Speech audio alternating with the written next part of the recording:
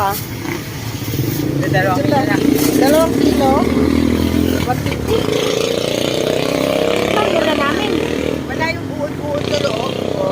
Hawakan mo nga, madam. Tikman natin.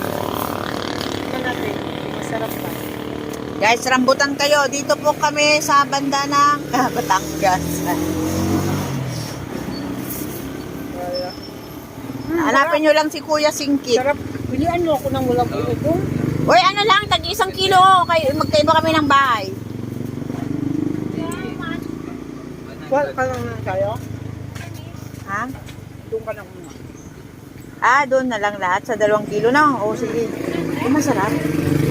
Oo, yung hindi natatanggal sa buto. Ay, natatanggal yan. Wag na yan, mga yan. Di na maganda. Ito, seedless to. Pero ayoko. Nakaka-allergy yan sa akin. Yung gagta niya.